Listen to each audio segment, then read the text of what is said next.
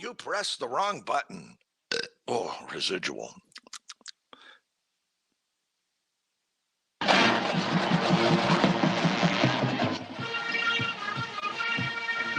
This is the Founders Federal High School Football Scoreboard on the Sports Talk Media Network. Coming up, scores and reports from across the state and analysis from David Shelton. The Scoreboard is brought to you by Founders Federal Credit Union. Relax, you're with Founders. Now your host for the High School Scoreboard, Phil Kornblut. Welcome and good evening, everybody, to the High School Football Scoreboard, brought to you by Founders Federal Credit Union on this final Friday night of the regular season for high school football across South Carolina. I think we had a pretty good night across most of the state. Weather-wise, hope you got out and enjoyed some high school football tonight. And now get ready for the pairings for the playoffs to come out in the morning and get ready for the most important part of the season next week when we get into the playoffs. The road to Columbia for the state championship games will begin next week. Phil Kornblut here, actually on the road down in the coastal area tonight. Pat Daniel is back at our Columbia studio, and David Shelton has joined us from the road down in the low country to provide us with his analysis tonight as we go through the final scores of tonight's ball games. Let's welcome in David. And first of all, great to have you with us as always, and fill us in on your game tonight. You were at a Skeeza contest. How'd it go? What'd you take away from it? Pretty good football game. Porter-Gaud comes away with a 20-14 win. They clinched a playoff spot. First Baptist also was in the playoff. But First Baptist had a chance to finish second in the region if they won, but they couldn't quite get it done. Good solid football game. Good quick game. A lot of rushing of the football by both teams. And Porter-Gaud comes away with a 20-14 victory. What does that mean for them as far as the postseason is concerned? Well, they're in the playoffs. They're probably, from what the Coach Brad Bowles said, they're going to probably finish third, and they will be on the road next week in the first round. He thought to Augusta Christian, but he wasn't quite sure. But they'll definitely be on the road, and First Baptist will be on the road as well. I think First Baptist will go to Hammond, which is not a good prospect going into the playoffs, but I think that's where they'll end up. No, that doesn't equate well to long life in the postseason. Hey, what is the word down there? They're sort of the Dutch Fork of Skeeza. Yeah, exactly. You were there with the First Baptist folks, and you're around that school down the Charleston area. Any word coming out of there on what the running back might do, Mikey Dukes, who's transferring out of Clemson, who came from First Baptist? Well, he is. I could not confirm where, but he is actually on a visit this weekend somewhere. Oh. One of the people I talked to said that he's got some opportunities. That the phone blew up pretty quick. It may be a G5, maybe a Coastal App State type. I heard Coastal a lot when it happened. I don't have any. I mean, that's just people talking. He's not saying much. Or any at all, but I think he's going to be making a decision, probably fairly soon. By the time the regular season's over, I think he will have a home. All right, sounds good. Well, listen, if he picks Coastal Carolina, that's great for the state. Keep a good talent like that in the state of South Carolina. He did not get much of a chance to play and show what he could do at Clemson, sort of what we thought going into that situation when he decided to go with the Tigers. So maybe things will have a happy ending for him from a football standpoint. David, let's go over some of the final scores that are coming in. Shout out to SC Sports Source on Twitter for aggregating a bunch of the final scores tonight from across the state of South Carolina. And so we run through the scores that have come in. And David, Lakeview beat Green Sea Floyd's 36-14 in that 1A showdown we talked about on Sports Talk tonight. And every year, Lakeview just seems to be there somehow, some way. They find the players to put together a quality team, do what they do, win their region, and make a deep run in the playoffs. Are they set to do the same thing again this year? Yeah, I mean, they're going to be one of the teams in the lower state that probably one of the top 2 or 3 threats to win the lower state. There's some good teams. I think Bamberg Earhart and Whale Branch and Baptist Hill. But this is their time of year. November is when Lakeview shows up. Mm-hmm. And they've lost 2 games, and that's, they don't panic when they lose a game. They just keep moving on. And this was a good win for them tonight because, Gracie Floyd is a good football team. Yes, they are, and they're going to be heard from in the playoffs. South Aiken has beaten Midland Valley tonight. Thoroughbreds win it by a final score of 30-8. How about this one, David? Lexington showing a lot of spunk this season. They just beat Chapin in overtime, 23-17. That's a big win for the Wildcats. Yeah, it is, and I had a feeling this would be a very close, competitive game, and as it turns out, it very went down to the wire and then some. But that's a good win for Lexington. They're going to be at home in the playoffs. That's always a good thing when you don't have to go on the road. And it looks like Chapin may end up having to go to Carolina Forest, which is a heck of a drive. Yeah. The building process going on there at Lexington High School with their relatively new staff, how would you judge how they're doing based on what we're seeing from them this year? Oh, Perry Wilbright's a good football coach, and he's been successful everywhere he went. He kind of turned that North Myrtle Beach program around that kind of set him up to be better over the last 10 years with some other coaches. So, he knows what he's doing. He's got a good staff. He's got good kids. They're very physical. Lexington for some years were maybe known as the finesse type team, but he's getting after them pretty good. And like I said, I mean, this Chapin team is a really good offensive team. So Lexington's defense obviously played very well tonight. All right. I'll give you some more final scores because we have some interesting numbers coming in. How about this one, David? Spartanburg and Dorman, the big rivalry game up in Sparkle City. The Vikings, who got off to such a slow start, but boy, are they finishing with some noise. They beat Dorman tonight at their place, at the Spartan High place, 28-24. What do you make of that? Well, that's a great win for Mark Hodge, and that clinches the region title. And I think, unless I was reading Twitter wrong, they were down in this game, significantly. So they must have rallied very well. But like I said, we had Mark Hodge on a few weeks ago when they beat Burns, and he felt like they were on the way up and moving forward, but he knew that beating Dorman was going to be the gut check, and they did it.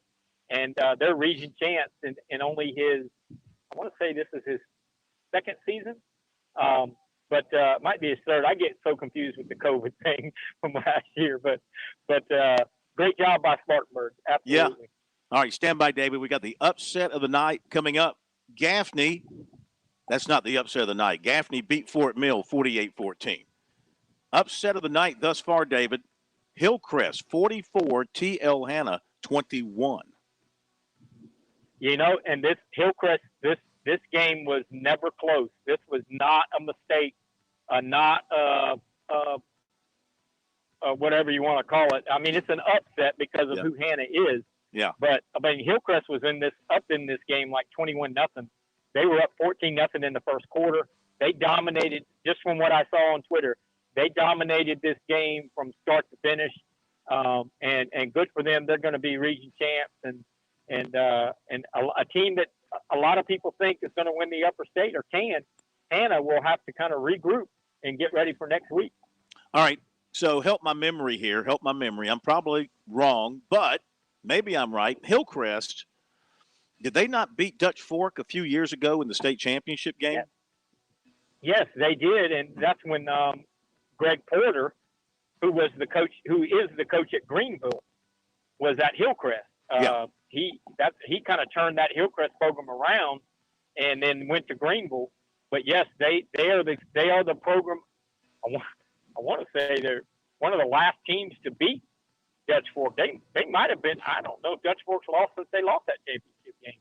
Well, but if they have, it hadn't been very many times. Well, I mean, they've got a 50. I think they'll carry like a 58-game unbeaten streak into the postseason. I think it's at 58.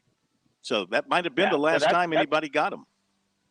Yeah, and it was no joke that night. I don't know if you remember that, but I want to say their quarterback was Colin Sneed, and they threw the ball. They wore Dutch Fork out that night. So, I mean, this is a program that's got a pretty good run going. So, I guess we should be surprised that Hannah lost, but maybe shouldn't be surprised that Hillcrest is the team that beat them. Yeah, great win for them tonight. All right, Hannah Pamplico beat Timmonsville 30-14. Westwood over Richland Northeast 22-7. Irmo knocks off Lugoff Elgin 17-10. Burns big over Wade Hampton 56-8. Sumter defeats Conway on the road 15-7. Malden over J.L. Mann 55-28. Daniel Downs Belton Honeypath 35-7. Myrtle Beach no trouble with North Myrtle Beach. Final score there 35-6. Williamsburg Academy 39. Spartanburg Christian 14. PD Academy 42. The Carolina Bobcats nothing. Carolina Forest 35. St. James 21. How about this one, David? Wade Hampton of Hampton 19. Barnwell nothing. The program that Jerry Brown built and left apparently remains very, very good. Absolutely, and that I think that will give them second place in the region, which is a great accomplishment. And that region's a tough, competitive region. And Coach Hannah has done a really good job there of carrying on what Coach Brown sort of left him. And I would say some people would be surprised by them finishing second in that region. I mean, everybody kind of thought they would be a third or fourth place team, but second is a nice accomplishment in that region. Absolutely. Get you a home game in the playoffs, maybe a couple if you win that first one. Let's see what else we've got coming in here. We have Greenwood winning again. I tell you what, Greenwood postseason, look out for the Eagles. 45-21, final score on the road over Boiling Springs. Clarendon Hall 58, Conway Christian 6, Lamar 34, Scotts Branch 20. Marlboro County, a winner over Allendale Fairfax tonight, 42-0. We haven't gotten to this one yet, David, but let's get to this one. We talked about this one on Sports Talk. South, and you said look out for South Point, and they played well tonight. Great defense. The Stallions 29, South Point 29, York nothing. Yeah, very, very solid win. I kind of felt, York was sort of the Cinderella story. They're going to do well in the playoffs. They'll be fine. But South Point is really good, and they're going to be one of the teams to beat in the upper state in 4A. So maybe surprised by the margin of victory, but I felt like South Point was going to win that game. All right, let me run through these finals we have in, then we'll hit our first break.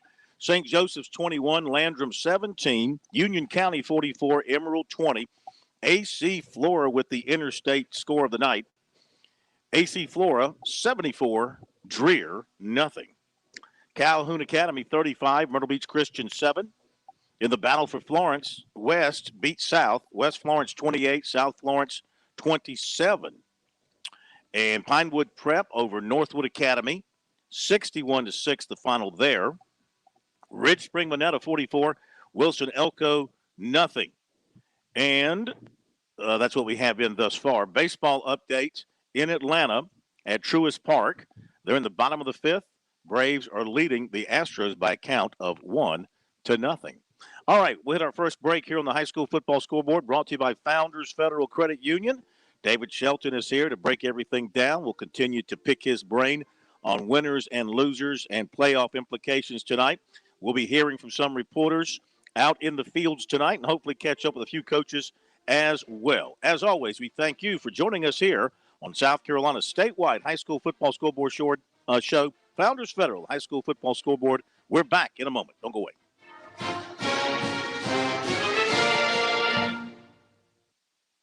Save like a pro with Founders Federal Credit Union. Founders Loyalty Select account gives you the opportunity to grow your savings at our best rate yet. Fund your account through your favorite Loyalty Select product to get savings today. Not a member yet? Visit RelaxJoinFounders.com or one of our more than 30 office locations to see if you qualify for membership. Services require credit evaluation. Terms and conditions apply. Founders Federal Credit Union is federally insured by NCUA. In Columbia, South Carolina, game days are our specialty. Whether you're watching the game from inside the stadium or from the big screen at your favorite local spot, The energy remains the same. Craft the perfect fall Saturday in a city where there is plenty of action on and off the field. From tubing and kayaking to Soda City to rooftop restaurants and plenty barbecue. We're ready when you are. Plan your weekend at experiencecolumbiasc.com. COVID-19 booster shots are now available for those 65 and older, long-term care residents, and those 18 and older with underlying medical conditions or at high risk. See if you're eligible at scdhec.gov/COVID-19 booster. Keep fighting the spread. Wear your face mask. Stay 6 feet apart. And get vaccinated. Join us and fight the spread. Visit scdhec.gov/vaxfax. Hi, this is Phil Kornblut, and for me, high school football Friday nights in the Palmetto State are electric. And I want to know how all the teams in the state are doing. For that, I turn to scfootballstats.com. I've used scfootballstats.com for years as a resource, so I have all the scores and schedules right at my fingertips. And so can you. Never hunt for scores, standings, or rankings again. scfootballstats.com delivers weekly updates right to your inbox. Everything from your favorite teams, including Skeeza, all in one place. Fan subscriptions are just $25 for a full season of access. Head over to scfootballstats.com right now for a free trial. That's scfootballstats.com.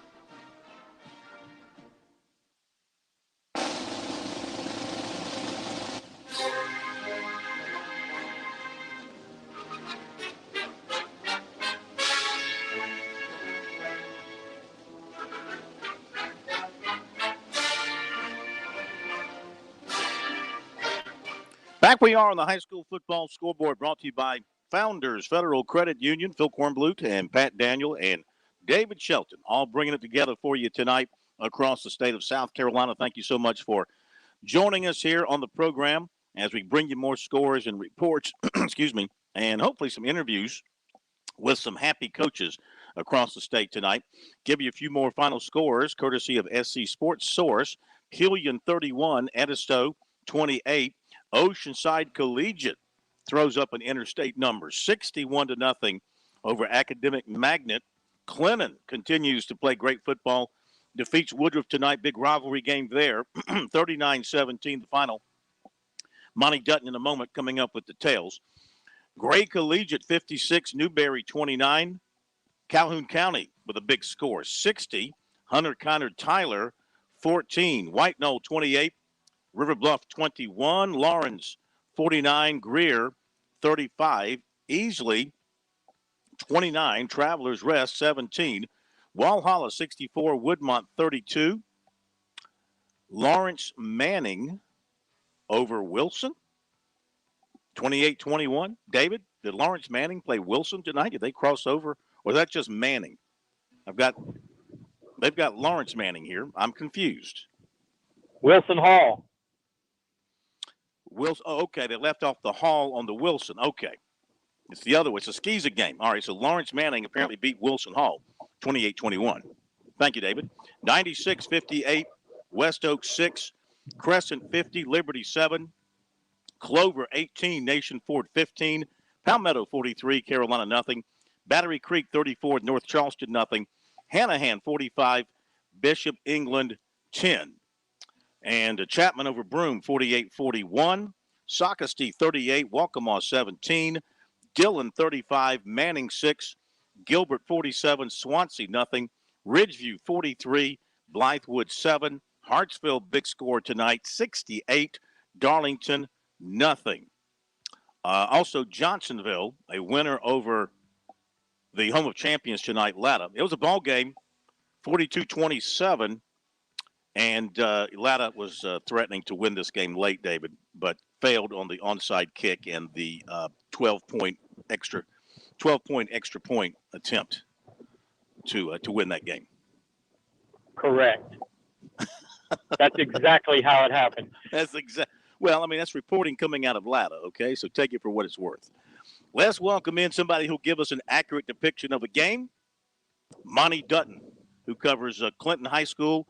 Monty, big showdown between Clinton and Woodruff tonight.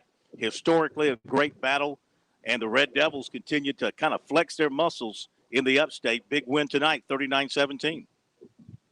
Yes, Clinton is kind of, when they've had down years, they've had Woodruff's number a good few times, even when Clinton was off. And last year, at the end of the season, Clinton defeated Woodruff 33-14. Tonight was 39-17, and it actually was an important game because while Clinton finishes 9-1 and 4-1 in the region, Woodruff came into the game 3-1, just like Clinton. So the game was it basically was worth a home playoff game for the Red Devils, who will, I'm not sure, I think they're likely to play Berea next week. But anyway, Clinton, Woodruff scored 10 other points in the fourth quarter. It was 32-0 before they scored. It was a good performance, and I think one of the hallmarks of this Clinton team is that they really haven't had a game where they played badly. They lost by 1 point to Chapman, but it was a great game and a good performance. And Clinton just pretty much had their way. The only bad thing for the Red Devils, by the way, Jatori Gary had a 90-yard touchdown run for the Red Devils. That lazy photographer, me, was at the other end of the field talking to the superintendent, and all of a sudden a great picture comes at me from the other end of the field. So I was lucky there. But Clinton had their quarterback, Davis Wilson, who runs the offense adroitly and typically has games where he's 7 of 9 passing. Clinton doesn't pass a lot, but they've got the most big play running game that I've seen in a while. A week ago, when Clinton won 47-0, Emerald had the ball for 30 minutes of the 48 and lost 47-0. I have never heard of that, and it shows just what a dynamic big play running game that Clinton has. And so it was a fine way to go in the playoffs. Clinton is fortunate to have a reliable backup if Austin Copeland has to go at quarterback next week. But as a general rule, Clinton's on all cylinders if they get their quarterback healthy. He has had an ankle surgery before, but he had a right ankle injury in the fourth quarter. So they ought to be able to get through the first round, but they're going to need him down the line. You think besides that, you feel like Clinton is set up well for a deep run in the postseason? I do. The obvious great, I guess the 300-pound gorilla is Daniel. Clinton is fortunate because they're matched up against Region 2 in the first round, which I'm assuming Powdersville won tonight. But Powdersville is undefeated, and the rest of that region is Southside is the number 2 seed, and so I do think Clinton is ready for a deep run in the playoffs because, I mean, the thing, I've seldom seen a team that was so well prepared and played well every week. They haven't really had a game where they didn't come out just ready to roll. And so I think that is the mark of a team that will go. But again, wherever Daniel is down the road is probably going to be the place where the Red Devils will really be challenged. And, of course, they could play Chapman again. Sure. Monty, as always, we thank you. Look forward to having you with us in the playoffs next week. Have a great weekend. All right, you too, Phil. Thank you, Monty. Who is it I know from Latta, by the way? Me. Yeah, I thought I remembered that. Thank you very much. That's why Latta never gets beat. They just lose at the very end of every ball game. It's just amazing. David, we've talked a lot about Clinton this year and their turnaround and how good they are. So what do you think about their chances heading into the playoffs? Well, I think Monty summed it up pretty well. I mean, I think they're going to make a deep run. Chapman and Daniel are probably the two favorites in the upper state in 3A, but and Daniel obviously is the defending state champion. So, I mean, and they've been very good all year. But this Clinton team has they've won every game but one, and the one they lost was by 1 point to Chapman. So I would think you'd have to give them as good a shot in the upper state as anybody else. But one of those three teams, I mean, maybe Powdersville, but I'm not sure how good Powdersville is in terms of state championship contender because their region was so not so good. Mm-hmm. It was really kind of bad. But they can't do anything about that. They played the schedule that they played, and they're very good, very successful. But I still think you got to look at teams like Clinton, Chapman, and Daniel as the teams to beat in the upper state. going to be very interesting for sure. Great competition up there in that class. All right, a break is coming up. We'll come back and catch you up on the scores, get more reports, more analysis from David Shelton. This is the Founders Federal High School Scoreboard Sports Talk Media Network. I was in the middle of the Atlantic Ocean when it happened. There was a sudden jolt and our submarine crashed on the seafloor. We were in total darkness. That's Dr. Dejana Figueroa, a marine biologist and STEM teacher, talking about a deep sea dive she'll never forget. It's funny, when I was a kid, I was afraid of the ocean, and there I was, 2 miles below the surface. But as a scientist, you prepare for that. Using our training and a little creativity, we fixed the sub and finished our experiments. The dive was just too important. Every dive gives us glimpses at things few people ever get to see. Glowing creatures, fiery undersea volcanoes. When we got back to the surface, I kissed the ground and called my mom, of course. But you know what? I wouldn't trade that dive for anything. Dr. Figueroa uses her passion for STEM to discover new things and make the world a better place. She can STEM, so can you. Check out She Can STEM for more stories and inspiration. A message from the Ad Council. With SRN News, I'm Jason Walker. A military jury imposing a 26-year sentence on a former Maryland man held at Guantanamo Bay who admitted to joining al-Qaeda, but a plea deal could mean the release of Majid Khan as early as next year. Sentencing is the culmination of the first trial by a military commission for one of the 14 so-called high-value detainees who were sent to Gitmo in 2006. The FDA paving the way for youngsters ages 5 to 11 to get the Pfizer's COVID-19 vaccine. But there's one more hurdle. Next week, advisors to the CDC will discuss which youngsters should get vaccinated. 4 weeks after an oil spill off Southern California's coast, surfers have now been allowed to return to the waves. People can play in the surf. Fishermen, though, cannot put lines in the water just yet. This is SRN News. Now, who could that be? It's Dominion Energy. I signed us up for a home energy checkup. It's time we learn how to save energy and money.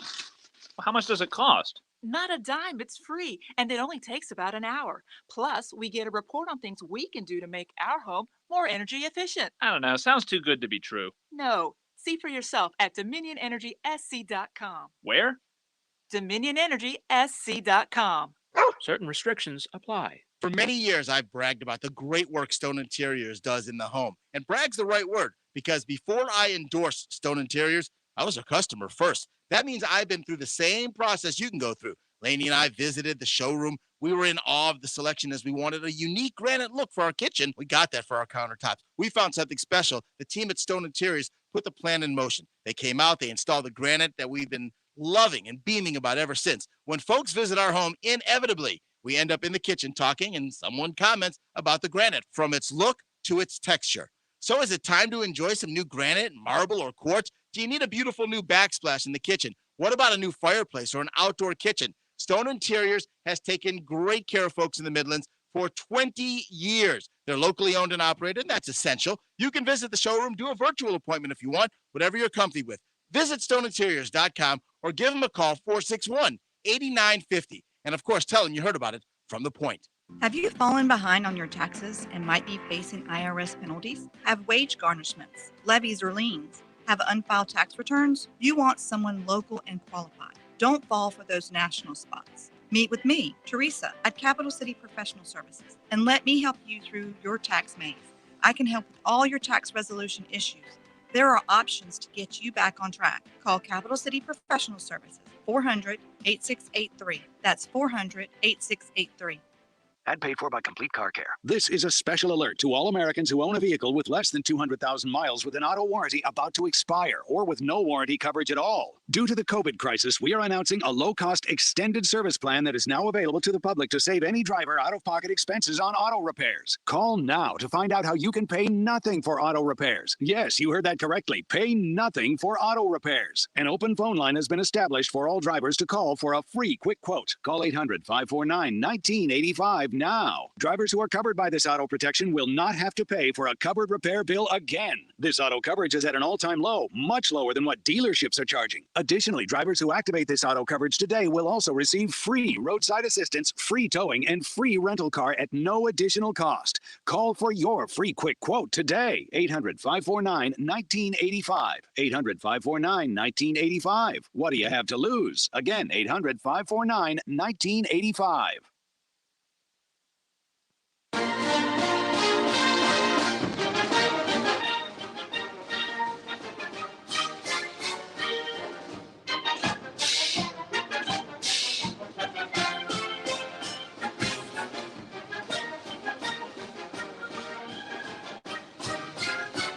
All right, we're back. High School Scoreboard brought to you by Founders Federal Credit Union across the state of South Carolina. Phil Kornbluth, David Shelton, and Pat Daniel. We'll go back through some more scores for you here in just a moment.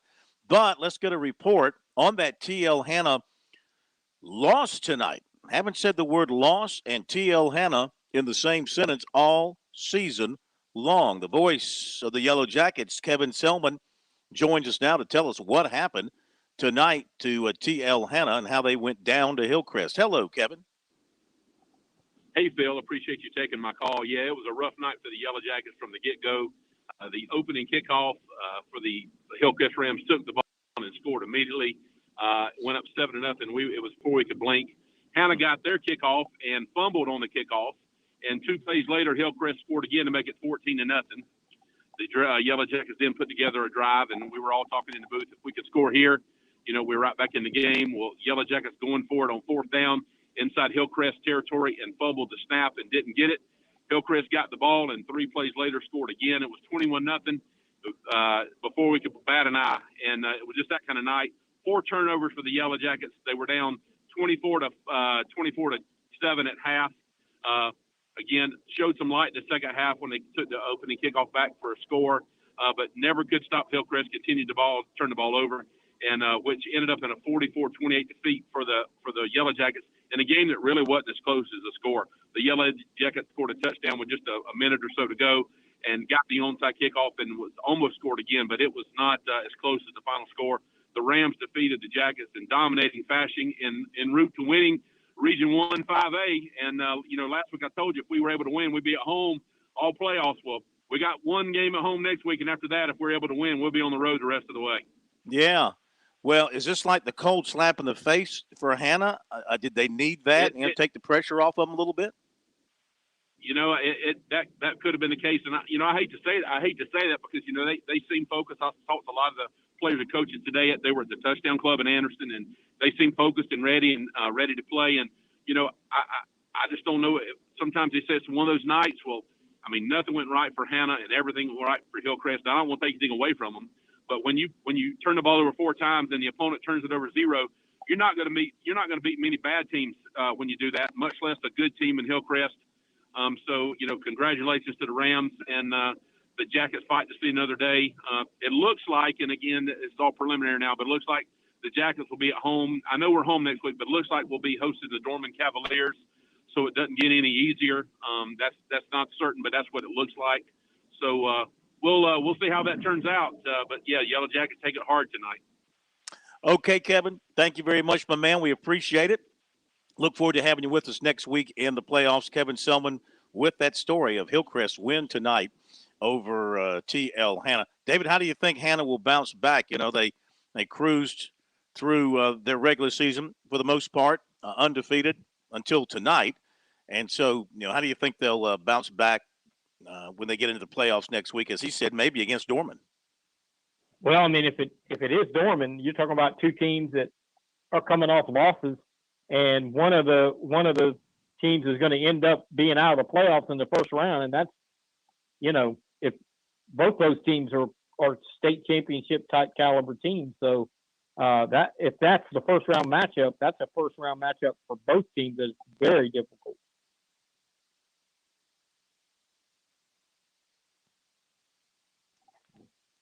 I think we're having some issues. No, David, I'm with you. Can you hear him okay, Phil? Well, he dropped. I couldn't tell if he had finished or just dropped out. So, but No, I've got him now. We're good. All right, David. Thank you. Let me give you a few more final scores that have come in. Trinity Collegiate over Cardinal Newman, 35-26.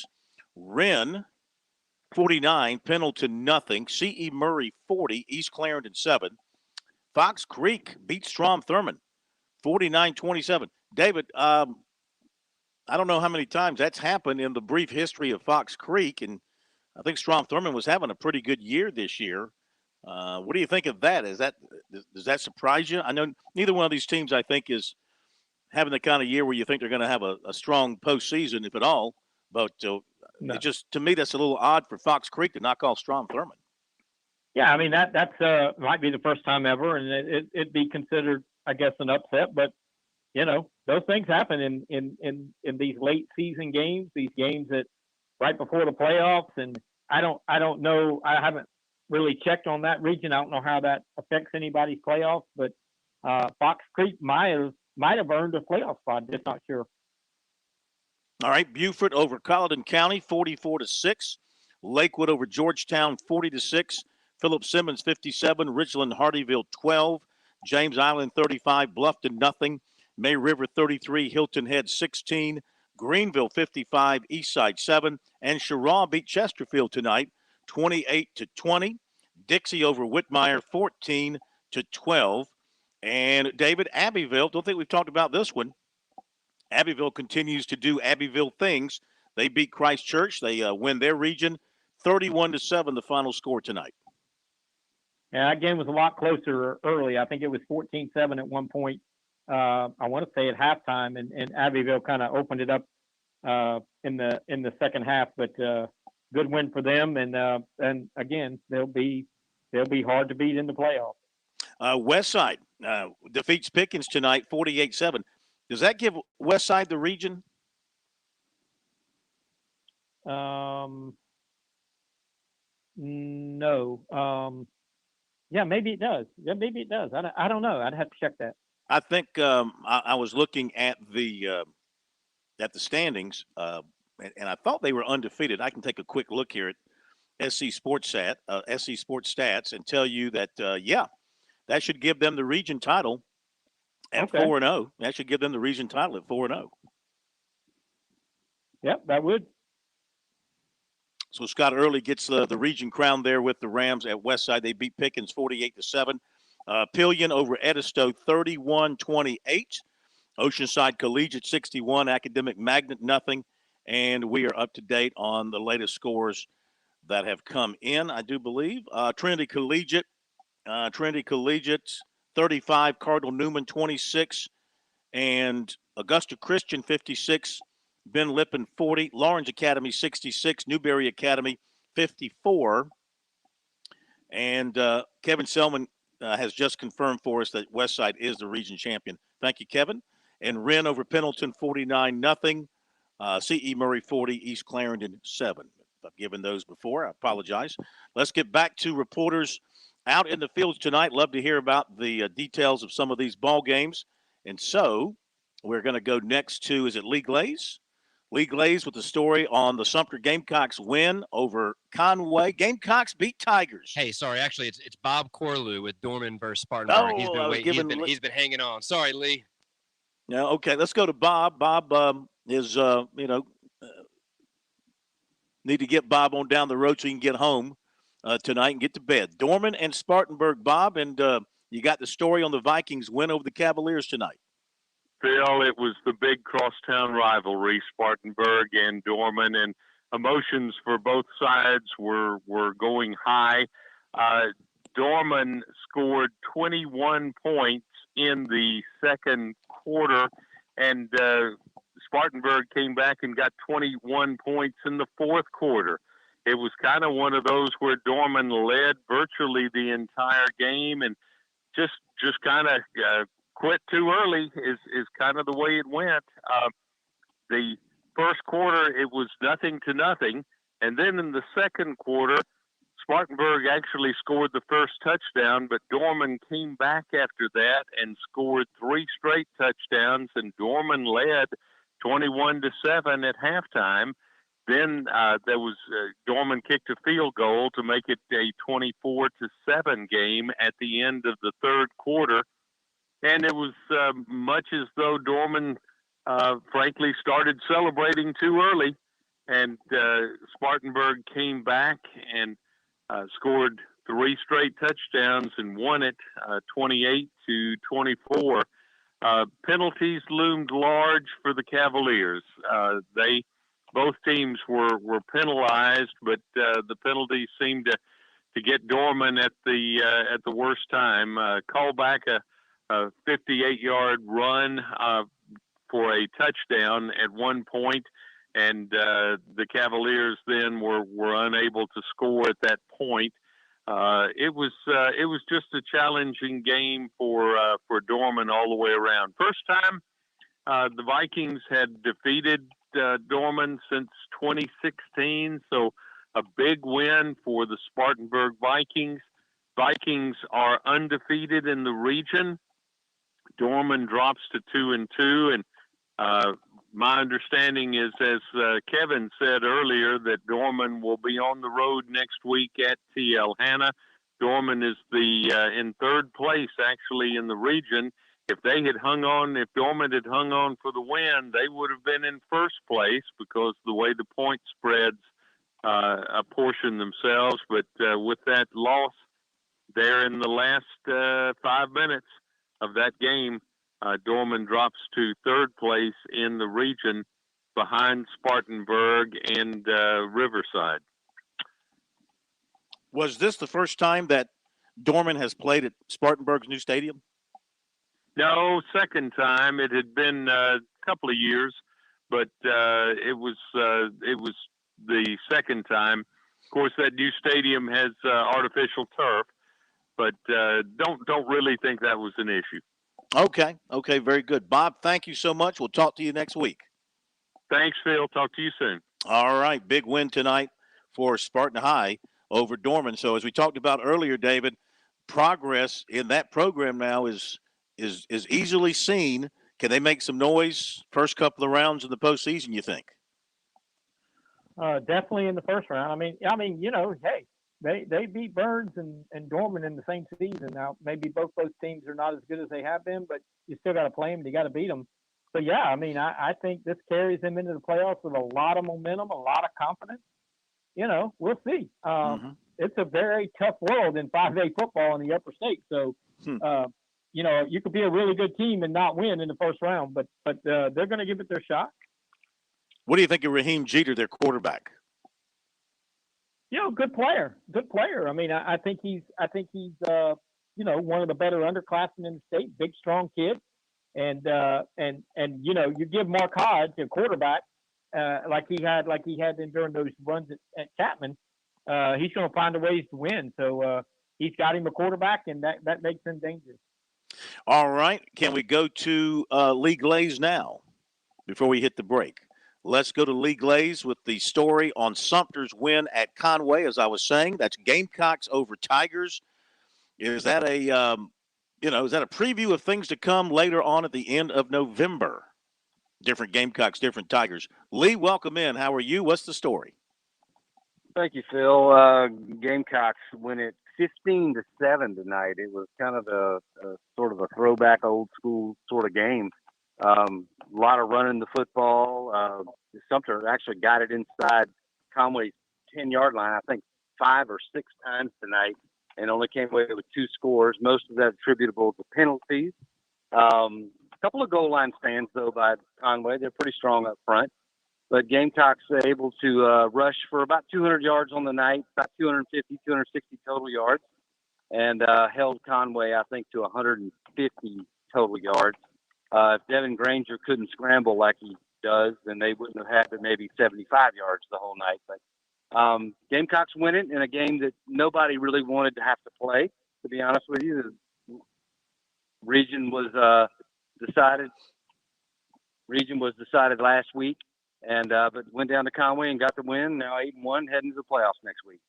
Do you know your playoff situation at this point? You got to wait till tomorrow.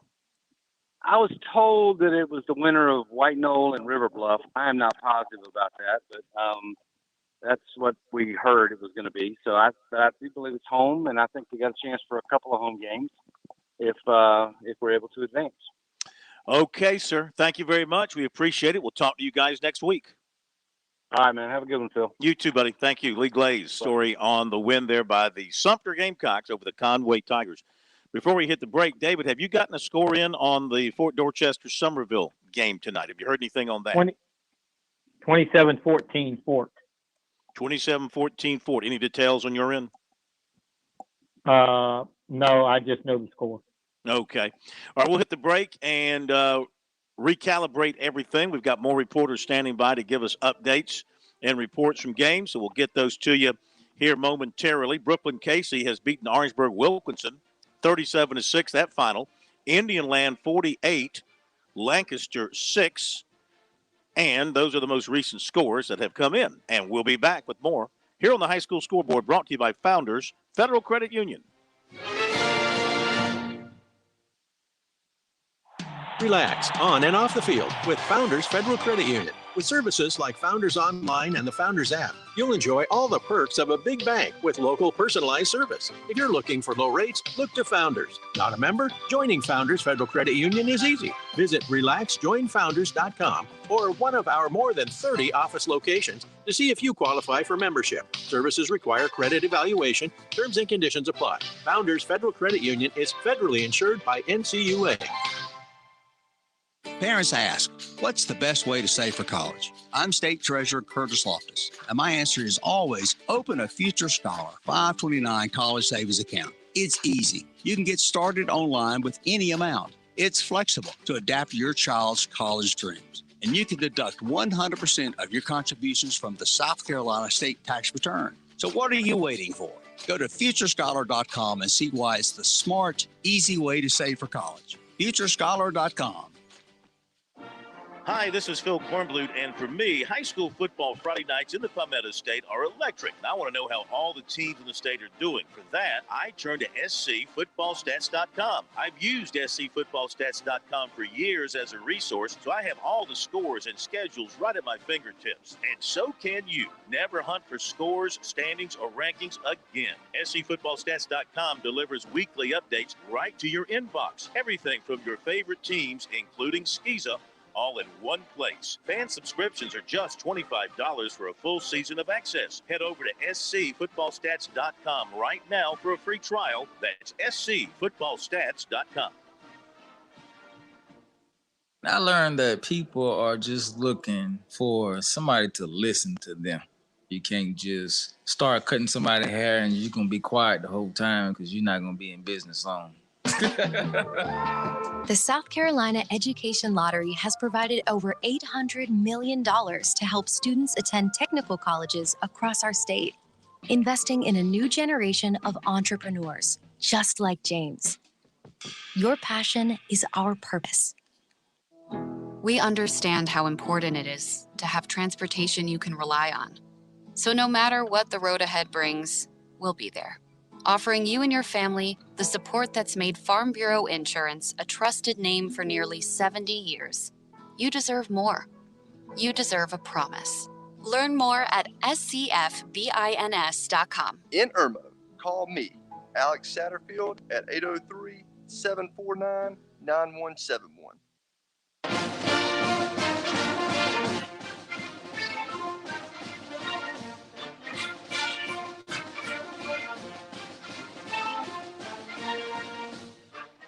Okay, we're back on the high school football scoreboard, brought to you by Founders Federal Credit Union on this busy Friday night across the Palmetto States. And after the top of the hour break, we'll go through all the final scores that have come in, see if there's anything else new to tell you. Patrick Henry over Faith Christian, 46-26. Powdersville defeats Southside, 43-12. Those are the newest scores in. Indian Land over Lancaster, 48-6, that final score. So we go back to reporters standing by tonight. We appreciate everybody checking in with us. And looks like Chris Deering with the story on Lexington and Chapin next with us here on the scoreboard. Hello, Chris. Good to have you with us once again. Hey, Phil. How you doing tonight? Yeah, Good. I saw a good one over in Lexington. Lexington won in overtime 23-17. Sort of a game that went back and forth. That Chapin, they started the game off with a little trickery threw a halfback pass a wide receiver pass. Xavier Short hit Bennett Galloway on a 70-yard touchdown pass on the first play of the game. And that's all Chapin could get in the first half. And Lexington came back, and they were able to get a 24-yard field goal from Tyler Chavis, and then a 26-yard touchdown pass from Taden Mines to Jared Mewburn. And it took a 10-6 halftime lead. That 26-yard touchdown pass from Mines to Mewburn was on fourth down, too. So big gamble there. It paid off for the Wildcats. Chapin got back to made it to 10-9 with a 36-yard field goal from Mason Suber, and then Mines scored again in the start of the second half. Lexington went on a 15-play, 60-yard drive and took about 8 minutes off the clock to give them a 17-9 lead. Then Chapin tied it up with a Bennett Galloway run on fourth down with about 5 minutes to go. Neither team could do anything after that. And we went into overtime. First play of overtime for Chapin. Chris Fry picks off a pass in the end zone, and that sets Lexington up on offense. And took 2 plays, and Keyshawn Gladden scored from 2 yards out, and gives Lexington a home playoff game next week against Conway. And I think Chapin's got to go on the road against Carolina Forest. Very good. You solved a couple of issues there with us regarding the playoffs with that last information. How big a win is this for Lexington, Chris? Just the fact that it's a nearby rival in Chapin and they get a home playoff game by virtue of this win and the way that they won it. It's a really big win. This Lexington did not win a ball game last year, and they really struggled and didn't win a game. And this year they played a lot of close ones. Had a couple 2-point wins. Another 3-point win, I believe. So it's a really big win for Perry Woolbright. They finished 8-2 and 3-1 in that region. So, huge win for them. But like I said, they get Conway next week. I think they're playing a little bit better. So that should be a really entertaining game for a first-round playoff game. Yep. Hey, we thank you very much, Chris. Have a great weekend. We'll talk to you next week.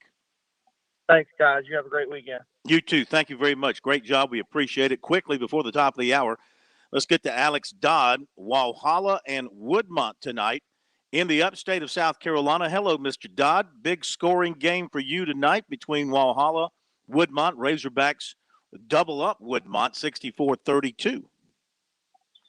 Yeah, Phil, good to be on the show and good to hear you in the upstate now. But, yeah, it was a lot of offense tonight, a lot of stat keeping going on. Bryce Payne was the big story for the Razorbacks. He was 11 of 16 passing for 448 yards and 4 touchdowns through the air. And then he added 3 more on the ground. Coach Paget Johnson, the head coach over there at Walhalla, said he can't think of a time when a Walhalla player has scored 7 touchdowns in a game. And the 448 yards through the air is the second best mark all time by Razorbacks. So a lot of offense, and Walhalla gets to go to the playoffs now, not because of tonight's game, but because of the way things shook up in the region, and they'll go to Greenville next Friday night and play in Serene Stadium. Ooh, that should be quite a shootout. Hey, Alex, thank you very much. Great report. Let's go quickly to Doug Holliday with the story on the Lawrence win over Greer. Try and get Doug in before the top of the hour. Got about 2.5 minutes.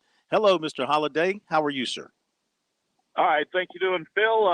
The Raiders continue their winning ways, 4 in a row now. Beat Greer 49-35 tonight. Got up to a great start. Chase Nellage returned the opening kickoff back to the 30-yard line of Greer. First play, touchdown pass from James Rawl to Jaden McGowan. So it's 7-0, 17 seconds into the ball game.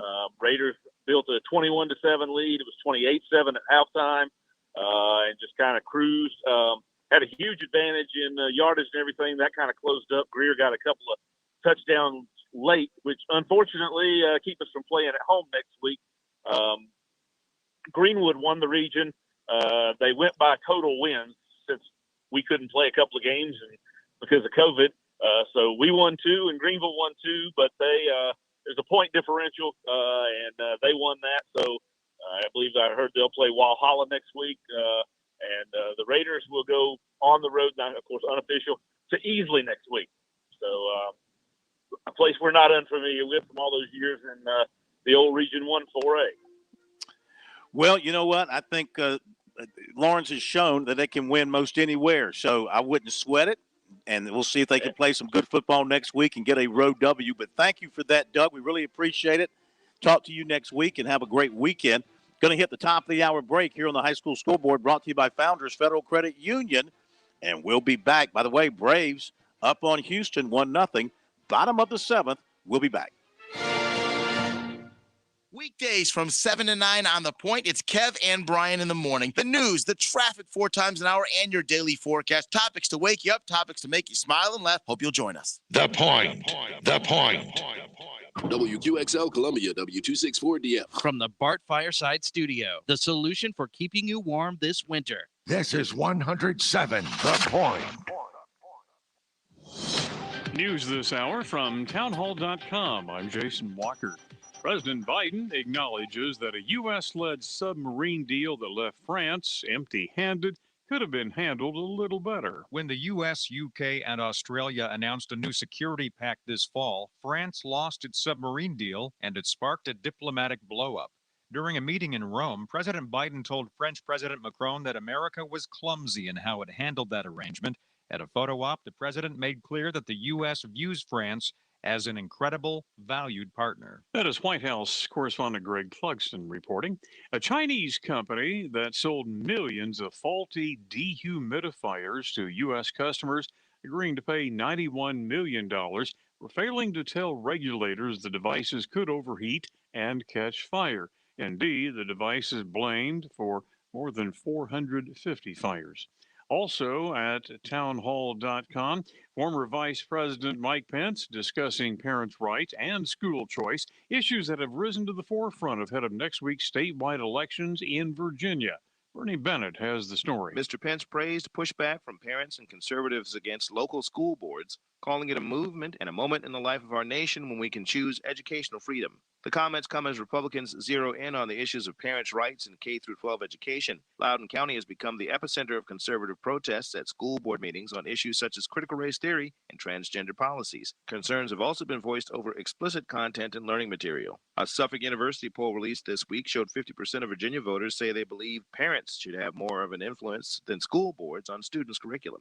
Bernie Bennett reporting. One of the 4 remaining pharmacy companies on trial for their alleged roles in fostering an opioid crisis in Ohio says it has now settled a lawsuit in 10 entities in the state.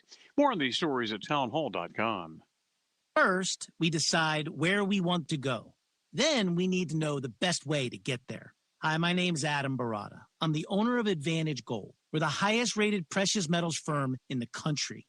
We teach people how to own physical gold and silver. Now, we've won the Best of TrustLink Award 4 years in a row because we educate our clients on how to buy gold and silver the right way. We don't pay celebrity spokespeople millions of dollars. We'd rather pass that value on to you. Call 800-900-8000 and speak with one of our experts. We'll send you a free gold kit along with my latest #1 national best-selling book, The Great Devaluation. Call 800-900-8000. That's 800-900-8000. Get the best information, the best process, the best service, the best value. Call Advantage Gold at 800-900-8000. Call 800-900-8000. An anti-Donald Trump group says it was behind a smear campaign against Virginia GOP gubernatorial candidate Glenn Youngkin. The Lincoln Project is taking credit for a group of 5 people holding tiki torches who showed up at a Charlottesville campaign stop by Youngkin. The appearance was meant to associate Youngkin with torch-bearing white supremacists who descended on the city during 2 days of violence in 2017. Charlottesville TV station WVIR reported that while Youngkin was inside a restaurant, the group of 5 people appeared next to Youngkin's campaign bus. After Democrats denied having anything to do with the group, the Lincoln Project said it was behind what it called a demonstration. Keith Peters reporting. New York Attorney General Letitia James announcing she is running for governor. James' office investigated allegations that former Governor Andrew Cuomo had sexually harassed numerous women. Breaking news and analysis at townhall.com. WQXL Columbia, W264DF. From the Bart Fireside Studio, the solution for keeping you warm this winter. This is 107 The Point. As an organ donor, your story doesn't have to end. The good in you can live on. In fact, you could save up to 8 lives and restore sight and health for many more. Sign up right now online as an organ, eye, and tissue donor. You'll be happy you did. And just maybe someone else will be happy too. Go to organdonor.gov. It saves lives. U.S. Department of Health and Human Services, Health Resources and Services Administration. Please press button now. No, that number's bigger than the one I said.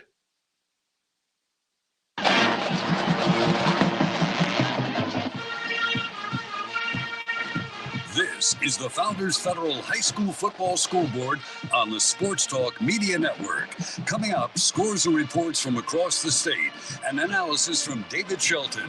The Scoreboard is brought to you by Founders Federal Credit Union. Relax, you're with Founders. Now your host for the High School Scoreboard, Phil Kornblut.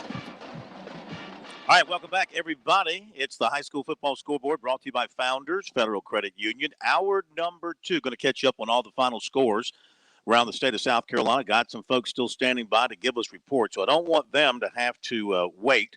So let's get to that, and then we'll get back into our scores here on the High School Football Scoreboard and more from David Shelton. And, of course, Pat Daniels back at our studio in downtown Columbia, holding everything together. So we go to Lane Harris, North Myrtle Beach. Myrtle Beach, always a big rivalry game there. North Myrtle Beach, last couple of years, been very, very good. Not so much this year for the Chiefs.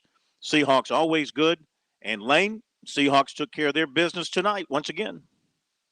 Yeah, it was a great senior night crowd at Doug Shaw Memorial Stadium, and we had a couple of super seniors really just ball out tonight.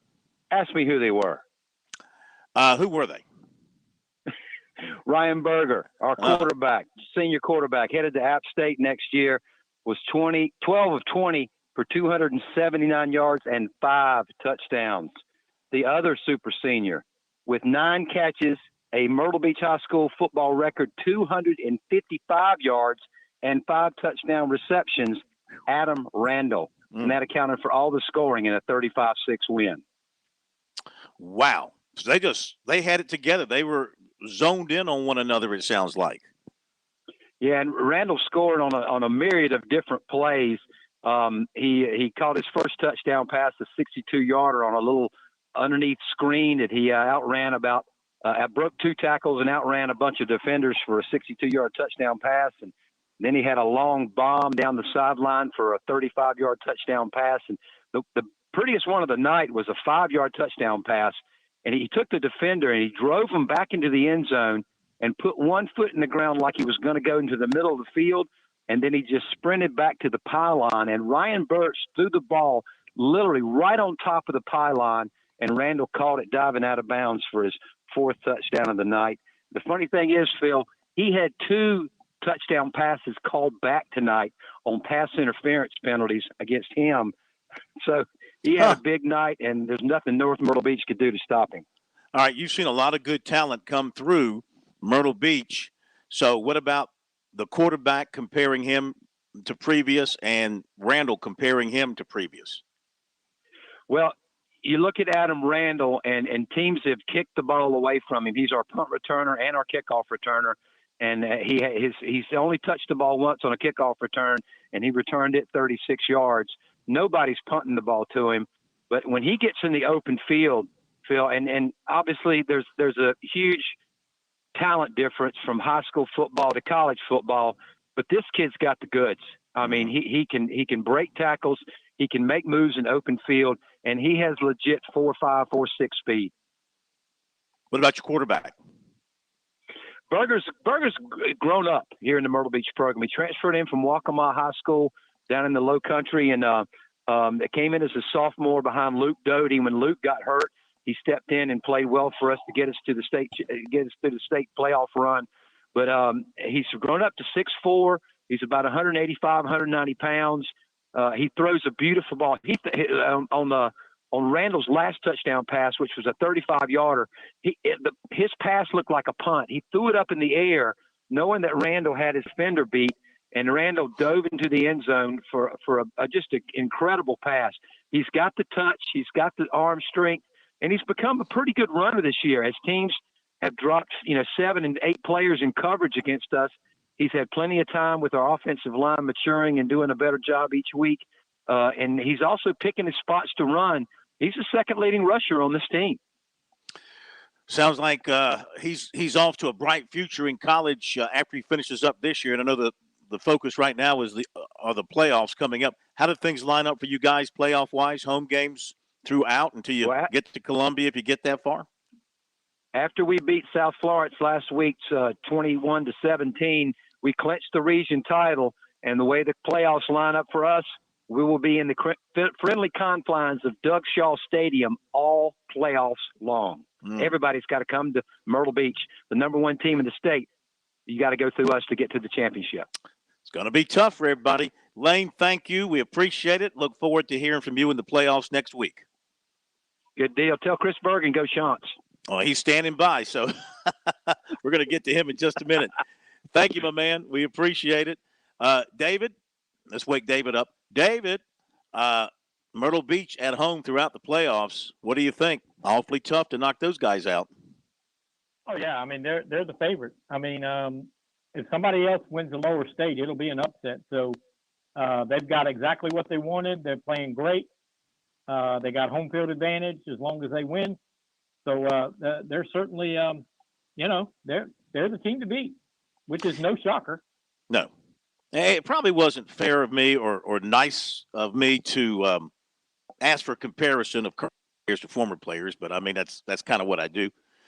And you do the same thing. So what about this Myrtle Beach, the weapons on this Myrtle Beach team compared to some that you've seen in recent years? What do you think? Well, I mean, Adam Randall's as good as any receiver they've ever had, and Ryan Berger, he's probably not Luke Doty or Everett Golson. He's probably as good a passer as Doty was. And Golson was, he's the sort of the gold standard in quarterbacks at Myrtle Beach. But they've always had quarterbacks. Under Mickey Wilson, under Scott Early before that, they're going to have quarterbacks, and they're going to be successful in the passing game. Adam Randall is perhaps the most complete football player in the state because he can run the football. He's a great receiver. He's dangerous on return. He's big, strong, and could probably play safety or linebacker if they needed him to. So, I mean, they're legit. They got an offensive line that's got a lot of experience. Their running back is young, but he's coming along, and their defense has probably played better than I suspected they would, because they lost a lot of good players off that defense. But they put it all together this year. They're the team to beat. Like Lane said, you got to go through Myrtle Beach to win it, and that's going to be tough to do. Absolutely. All right, stand by, David. Let's continue with reporters, and we appreciate everybody calling in with reports on their games because people really, really like to hear from you guys. These are veteran voices of high school football around South Carolina. Don't mean to age you, but you're veterans. Like George Adams, longtime play-by-play announcer for the She-Ra Braves, and a big win tonight over the Chesterfield Rams. George, how are you, sir? I am perfect. Couldn't be better unless I was better looking. Oh, listen, I've seen you walking around Williams-Brice Stadium with the ladies, taking a glance. You're okay. You're all right. Uh-huh. You don't call a football game with those broken eyes, do you? No, I don't. Probably the most anticipated Chesterfield game in a decade, easily. Chesterfield leading the pack in the region, 4-0. Sherrall 3-1, and it was at Sherrall, and the region championship on the line. Just a quick note: Andrew Jackson, which had defeated Sherrall, but Chesterfield defeated last week, did not get to play Buford because of a protocol. So this was for the region championship. The coaches and ADs had decided that before the season even started. And 28-20, the final between Sherrall and Chesterfield, and it wasn't over until the last 5 seconds with a third Sherrall interception. I looked down in the grandstands, and Yogi Berra was down there with about a minute and a half to go, and he's saying, "Hey, it ain't over. It ain't over." Yogi called it. Zay Brown, junior running back, 2 touchdowns of 20 yards and also of a 54-yard reverse. Beautiful call on the first play of the third quarter. And the Braves go up 13-7 after the extra point was blocked. And with about 2.5 minutes to go, Kevin Diggs, I don't know who's going to get him in college, but he is some kind of football player. 2-yard run, 14-13 at that point for Chesterfield. Then Demarion McCaskill for the Braves, running back, senior, 48-yard touchdown. 2-point pass is good, and it's big. 8:23 to go in the fourth quarter, and Jalen Little with a 72-yard extra point, but the extra touchdown, extra point no good. And then senior quarterback Devin Gillespie with a 3-yard run, 28-20. And for the second week in a row, Sherrall intercepts, he said, trying to speak English, 3 passes for Chesterfield. If he'll tell me this, in this day and age of wide open spread offenses, when was the last time you heard of 2 teams passing for a total of only 48 yards? Almost never. Yeah, I mean, it was all on the ground, and the Braves take the region championship. Will be in the lower state, and guess who we've got next Friday at Sherrall? Tell us. Who? I said, tell us. That would be the Vikings of Latta. Oh, all right. You guys better settle down and have a good week of practice.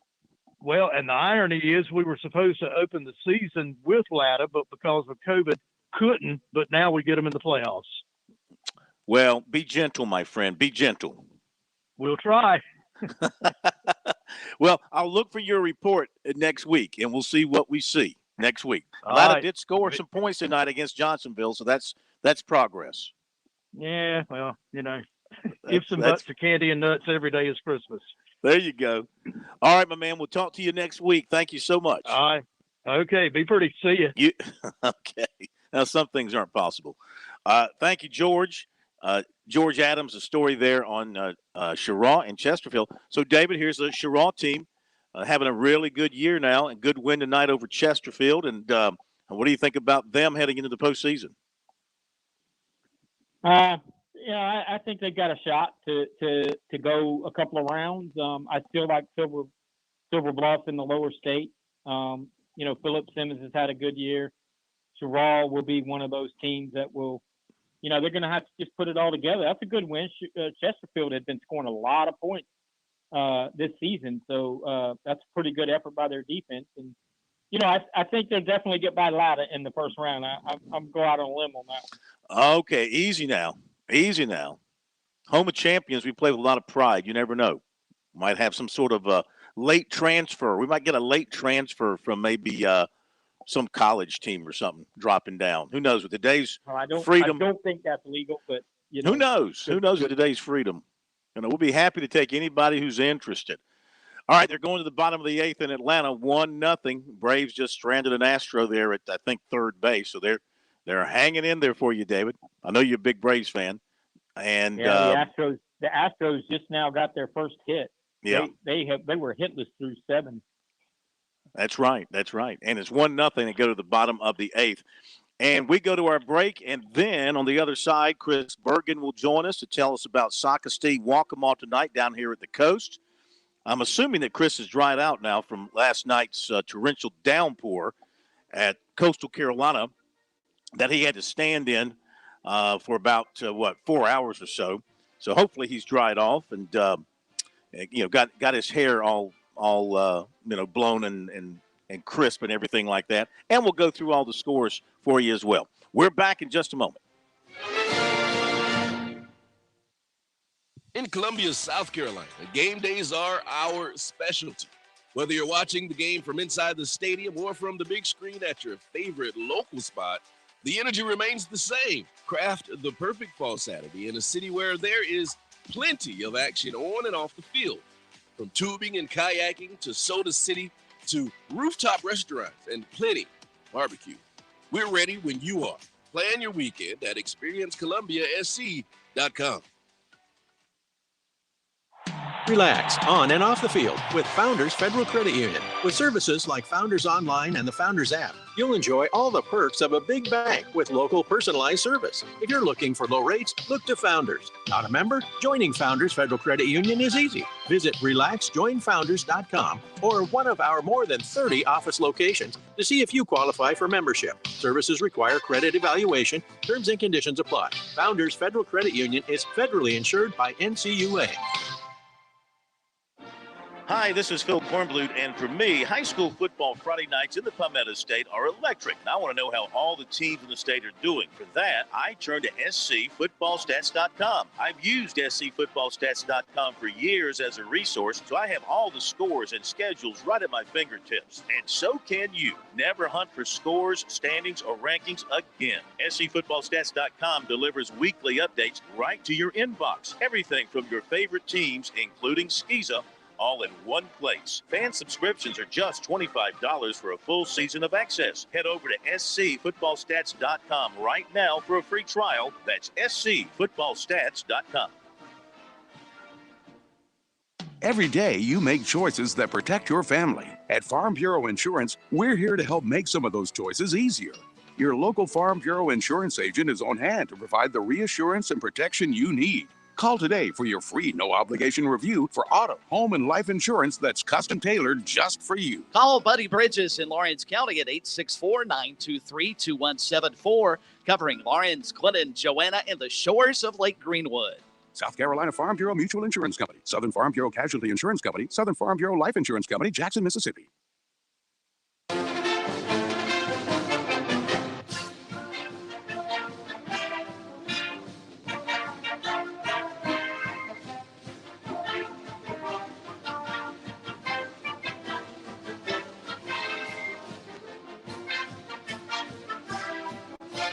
All right, we'll start to take you around the state here in just a couple of more minutes.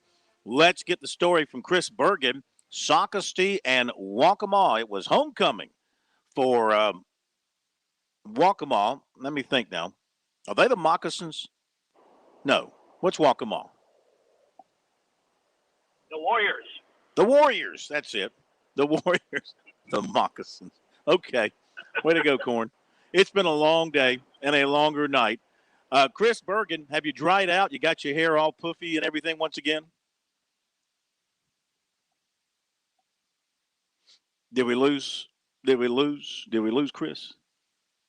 Certainly sounds like we may have. Give me 1 second to check with him. Okay. Well, he's heading back towards he's heading up to Clemson, cover Clemson, Florida State tomorrow, and he's probably making his way from the coastal area, heading back inland. So we'll try and connect with him. In the meantime, while we wait to do that, let's give you an update and start going across the state with some of these final scores and have David kind of break it down for us. So in the upstate, it was Daniel, 35, Belton Honea Path 7. David, what about Daniel? And we talked earlier with Monty Dutton about Clinton. He kept mentioning Daniel. So what about Daniel? Pierman, the quarterback, apparently having another great year. He's a finalist for Mr. Football. What do you like about him and this Daniel team?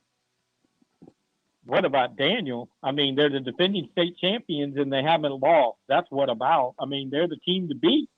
Pierman is having a great year. Their defense is playing well. Eli Merck is a junior receiver that's an outstanding player. But Pierman, they spread it around pretty good. I mean, they're the team to beat, and I'm not saying that they'll roll through the upper state, but the upper state champion will have beaten Daniel. That's the way it's going to work because they're going to be right there. Where do you think Pierman lands collegiately? I don't know. I don't follow that stuff much, but I would guess a G5 or FBS. I mean, I don't think he's getting major recruiting interest like from the big boys, but he'll get a shot to play college football somewhere for sure. Okay, so Daniel wins it over Belton Honea Path, 35-7. Greenwood, 45. Boiling Springs, nothing. Chapman 48, Broome 41. What about Chapman heading into the postseason? Looking strong once again. Feel like they're going to make a pretty deep run. Yeah, as we said earlier, I thought Daniel, Clinton, and Chapman were the three best teams in the upper state, and Chapman. Now, a little concerned with the points Chapman's given up. Defensively, they've given up some points, but they score a lot of points, so I guess that helps. All right, Braves just got a home run, by the way, so they're up now 2-0, 2 outs, bottom of the 8th. Keeping an eye on that. Abbeville, big over Christchurch, 31-7. Crescent 50, Liberty 7. Dixie over Whitmire, 14-12. It was easily 29, Travelers Rest 17. We haven't talked about Gaffney tonight because they had a pretty easy night of it, defeating Fort Mill, David, 48-14. So they've had a great year. They're rounding into shape for the postseason. And you know what? We're looking at a collision course towards what with those guys? Well, Gaffney, Northwestern are probably the two favorites. I think Hillcrest showed something tonight that will probably catch some people's attention. I still think Hannah. I still think, the Spartanburg Dormans of the world, the Burns, but Gaffney and Northwestern, I think, in my mind, have kind of separated themselves a little bit in the upper state. Greenville High, big offensive night for them. Got to keep an eye on them in the playoffs. A lot of talent. 55-7 over Eastside. We talked about Hillcrest upsetting TL Hannah, 44-21. Indianland, 48. Lancaster, 6. Malden, big over JL Mam. And that final score was 55-2. I got to look it back up here. I had it just a moment ago. It was many to few. Let's see if I can put my eyes on it here. 55-28. Final score there. 55-28. Malden gets the win over JL Mam. Lawrence, 49. Greer, 35. Clover defeats Nation Ford, 18-15. 96-58. West Oak, 6. Palmetto, 43. Carolina, nothing. Wren, 49. Pendleton, nothing. West Side over Pickens, 48-7. Powdersville, we talked about them earlier, David. Here's Powdersville beating Southside 43-12. And your thoughts on Powdersville would be what? You got to kind of wait and see how they perform in the postseason?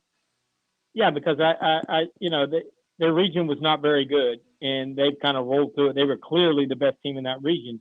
They'll be tested in the playoffs. I would worry a little bit about how easily they kind of rolled through their last few games in that region. But they're talented. I mean, they're a good team, and they won't be considered one of the favorites. They'll be sort of a dark horse Cinderella, but who knows? They'll have to prove it. Okay, let's see if we can continue with scores here. Right now, my computer has frozen. Good timing on the computer's part.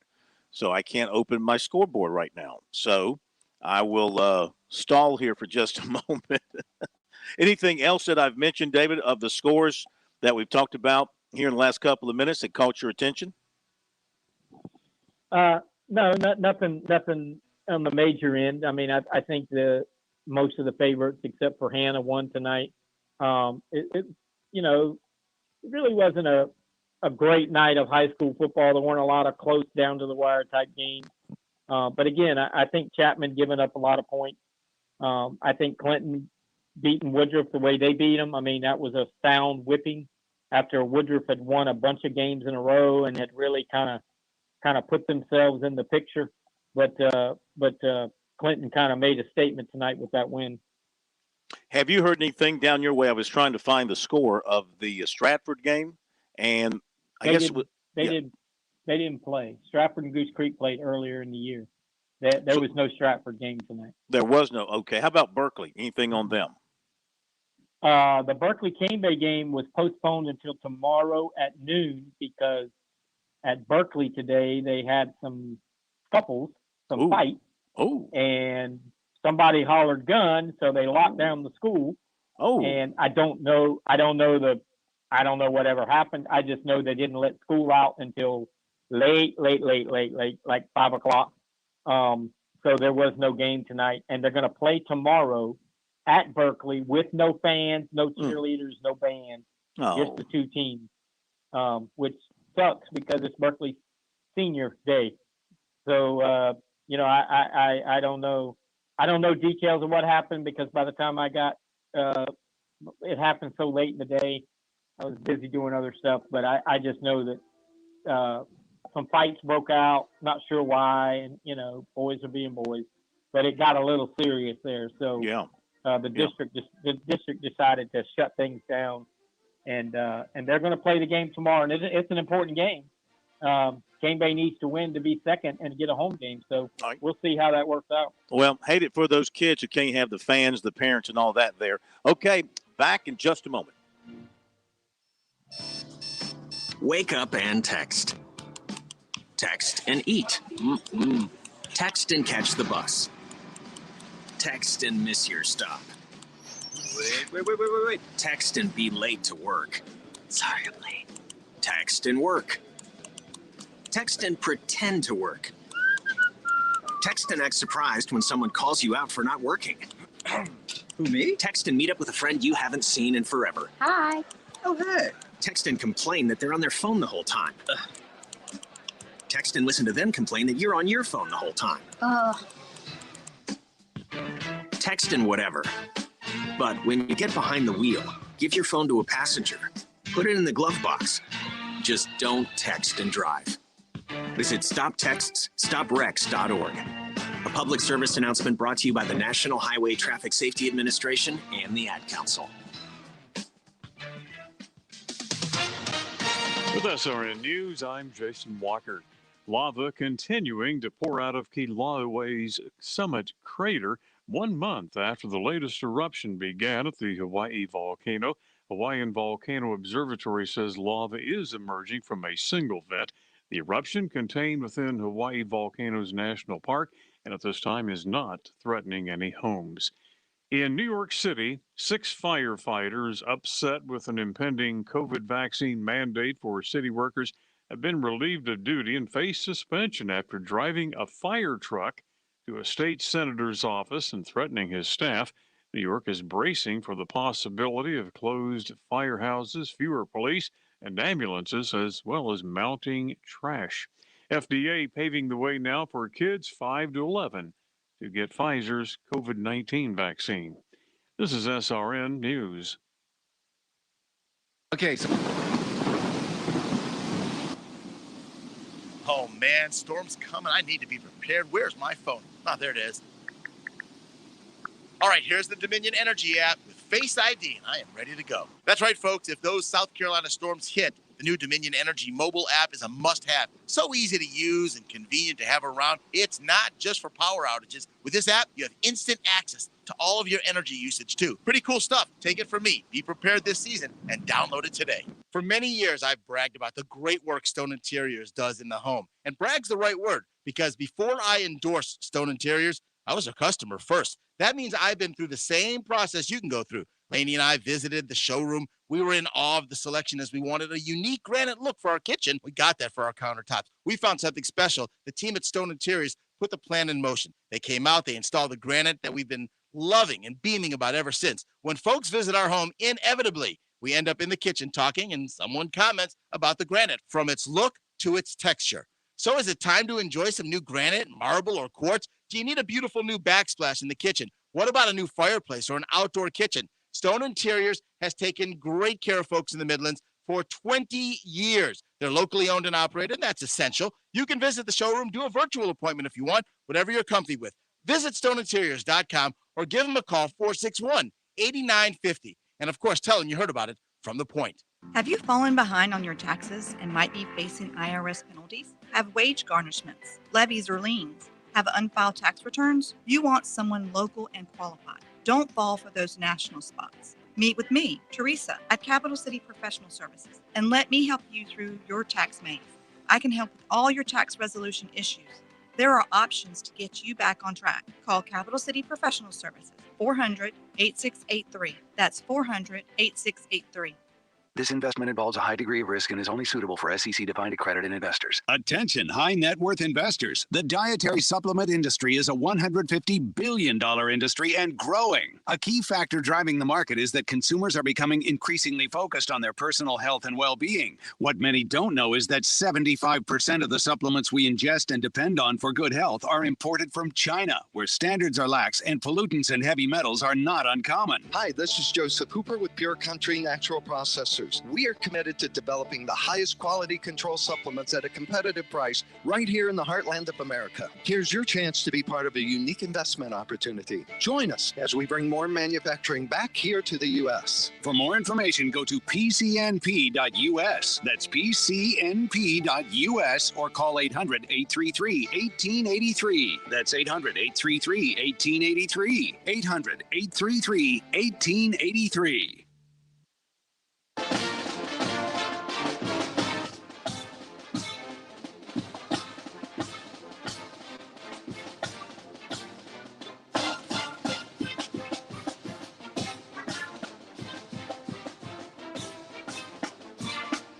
We continue with the high school football scoreboard. We've hit the home stretch here on this final Friday night of the regular season.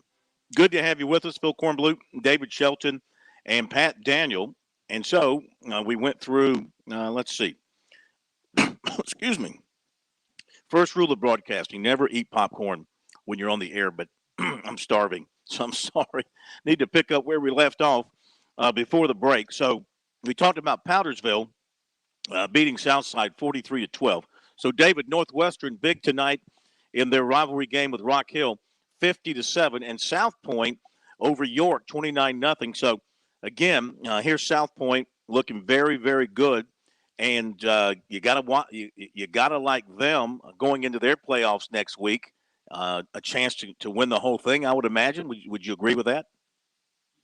A definitely chance to get to the finals. There are some other good teams in 4A, but Greenville, Greenwood is going to be very competitive in the upper state. All right, and we've got Spartanburg over Dorman. Talked about that earlier, 28-24. St. Joseph's beat Landrum, 21-17. Union County over Emerald, 44-20.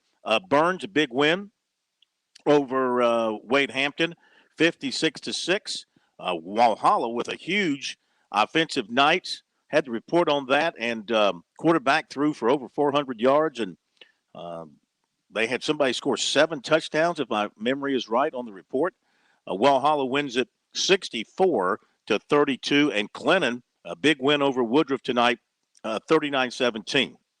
Let's go to the Midlands, and by the way, in the upstate, see if I can find that Blacksburg Legion Collegiate score for us here before we move on. Looking to see if that's been posted. Haven't seen that yet, so we'll try and find that and get that out. We need that one, and don't have a Southside Christian Ware Shoals score or a Berea Blue Ridge score, assuming that those games were played. Trying to get our hands on those. Meantime, in the Midlands, we've got Bamberg Earhart over Airport, 42-21. By the way, the Braves have won 2-0, take a 2-1 lead in the World Series. Wade Hampton of Hampton over Barnwell, 19-0. Ridgeview, 43, Blythewood, 7. Brooklyn Casey, 37. Orangeburg Wilkinson, 6. Columbia, 26. Eau Claire, 14. AC Flora. All right, here you go, David. Don't forget about AC Flora, 74-0 over Dreer. I mean, obviously, Dreer was overmatched in this ball game, but AC Flora wants to remind everybody who is the defending champion, and they look good going into the postseason as well. Oh yeah, they're good. Again, you're talking about 4A. You're talking about the Greenwoods, the South Point, the Greenwoods. Well, you got to put AC Flora right there in that bunch in the upper state. It's going to be very competitive. I think after the first round, you're going to see some really good games in the 4A playoffs. All right, Pillion 31, Edisto 28. We talked about this one. Fox Creek over Strom Thurmond, 49-27. Gray Collegiate beat Newberry 56-29. And so Gray Collegiate, I'm trying to remember, was Gaffney their only loss, or did they take another one? have to go back No, and check no. the standings. That's the only one they lost. That was it. So here we go with Gray Collegiate now, heading into the postseason, and I guess we're looking at a Gray Collegiate Abbeville matchup here at some point in the 2A playoffs. Yep, those are the two best teams. I think Silver Bluff is probably the third best team in AA, and that's how the rankings kind of bear it out. But those top two, boy, a really good team is not going to win the title. I can tell you that. Yeah. As we look at the standings in 2A, what you're talking about here in that particular region, and around the state, Silver Bluff was undefeated. Wade Hampton had only one loss with its win tonight after beating Barnwell. Gray Collegiate won the region undefeated, but Saluda is good. And they Gray Collegiate beat Newberry tonight. So a lot of good teams there in 2A. Those playoffs are going to be outstanding for sure. All right, we continue around the Midlands, and we've got, Lake Marion over Burke, 40-16. Lexington in overtime beat Chapin 23-17. Irmo beat Lugoff Elgin 17-10. Mid Carolina 35. Chesney 14. Central 30. North Central 15. White Knoll beat River Bluff 28-21. South Aiken over Midland Valley 30-8. Gilbert 47. Swansea nothing. What about this Gilbert team this year? They made a lot of noise last year. What do you see from Gilbert going into the postseason? Yeah, they'll be in the hunt. 3A, Lower State. You got the Dillons, the Oceanside, the Camdens, but Gilbert's going to be right there in the mix. Probably not as good overall as they were a year ago, but still one of the teams in the Lower State that could win it. Speaking of, what about Camden this year going into the postseason? Undefeated in their region. I don't think they played tonight. 7-2 overall. As good as they were last year. What would you say? No, definitely not as good offensively. They lost so much offense from last year's team. So very good on defense, but their offense has not been a juggernaut as they were last year when they were scoring 45, 50 points a game. So they're going to have to rely on that defense. Their region was very weak. They lost to Gray Collegiate, but they beat a good Hartsville team. And I can't remember their other loss, but I think it was it AC Flora? I think they lost to AC Flora in a non-region game. But they're going to have to win with their defense. All right. Also in the Midlands, Westwood 22, Richland Northeast 7, and Calhoun County, big number on Hunter Connor Tyler, 60-14. Before we continue, let's go back out to the fields. Welcome in Lou Bezjak from the State newspaper and thestate.com. Lexington and Chapin tonight. He was over there for that one. Overtime game. Lexington wins it 23-17. Lou, heck of a ball game between those two. Yeah, really good. And it started with fireworks on the first play. Chapin did a double pass, had Xavier Short at Bennett Galloway with 70-yard touchdown pass. Thought might be in for a big offensive night, but Lexington really shut them down from there. Got up to 17-9 lead, but Galloway scored on a TD run, and then they hit the 2-point conversion. It was 17-all, and then it goes into overtime. And first play overtime, Jaden Bradford throws an interception in the end zone. Chris Fry picks it off, and then Keyshawn Gladden took it in 2 plays on Lexington's second play overtime. And Lexington goes from winless last year to hosting a first-round playoff game this season. Heck of a job by Coach Woolbright and doing it. They're not flashy. Pretty much all their games have been close, pretty much, and a couple overtime games. So nothing's been easy, but definitely they're tested, and they don't get down. Like I said, after that first play of the game, they could have folded in that. But really good job for them fighting back tonight. Oh, no question. And, boy, you got to consider him for a lot of Coach of the Year honors, I would think, both in the region and statewide. What about these two teams going into the postseason, Lou? What do you expect from the two? Well, Lexington will get Conway, which, I think that's going to be a pretty good even game. And then Chapin will go to Carolina Forest. I think that could be a high-scoring game. I think with the both offenses and they like to score, that could be in the 40s for sure. I like Chapin. Chapin can go on the road and win that game. They need to shore up some things defensively, but with the weapons they got with Bradford, Short, and Galloway, they're never out of a game for sure. Okay, Lou, thank you, man. We really appreciate you checking in. You can read Lou's stuff online at thestate.com and, of course, gogamecocks.com as well. So he writes Gamecock stuff, too. So we thank you, and we'll talk to you next week as we go to the playoffs. All right, guys. Thank you. Thank you. Okay. Let's go to the PD Grand Strand now, David, and catch up on those scores. Marlboro County, 42-0 over Allendale Fairfax. Cheraw over Chesterfield, 28-20. Sumter beat Conway, 15-7. Hartsville, big over Darlington, 68-0. C.E. Murray, 40. East Clarendon, 7. Lakewood, 40. Georgetown, 6. Hartsville, 68. Darlington, nothing. Lakeview, 36. Green Sea Floyd's, 14. Johnsonville, Edge Latta, 42-27. Dillon, 35. Manning, 6. Myrtle Beach, 35. North Myrtle Beach, 6. Lamar, 34. Scotts Branch, nothing. Carolina Forest, 35. St. James, 21. Hannah Pamplico, 30. Timmonsville, 14. Socastee, 38. Waccamaw, 17. And in a thriller, West Florence edged South Florence, 28-27. David, Dillon, I know that early in the year they had a lot of games, I think, postponed, canceled because of COVID things. Seemed like it took them a little while to even get on the field to play some games. But new coaching, a new head coach and all that. Anything different with this Dillon program heading into the postseason? Not a lot. They're still very good on defense. They still run the football. They can throw it a little bit, but they got some running backs. Nemo Squire is a really good player. Thought maybe he would be a Mr. Football finalist, but he wasn't, and that's okay. But they're pretty good. And Kevin Roller was the offensive coordinator there for a while before he took over as head coach. So it didn't change a whole lot. But you're right. They didn't get to play some football early. Mm-hmm. And Roller was just, kind of like, hey, we'll play anybody. We just need games.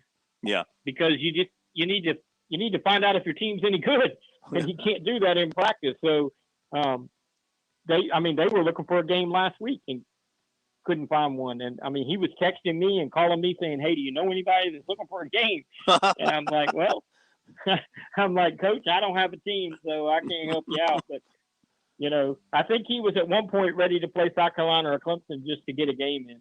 Yeah. Do you hear much from? Beat him. Do you hear much from Jackie Hayes these days? No, I don't. I know he has a really strong relationship with Billy Baker. Maybe they've talked, but I think Jackie's kind of keeping a low profile, which is something he wanted to do. He didn't want to be a distraction to the Wildcats and to Coach Roller and that staff. I'm sure he talks to those guys, but he hasn't been around. I haven't heard anything about him. I haven't seen him. Okay, very good. Let's go to the Low Country. Let's look at the Low Country scoreboard.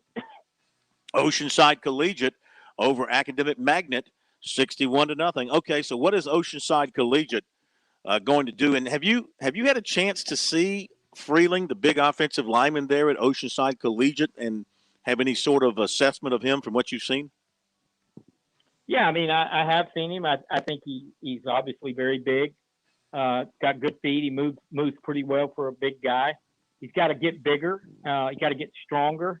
But I think a lot of people like his agility for a lineman.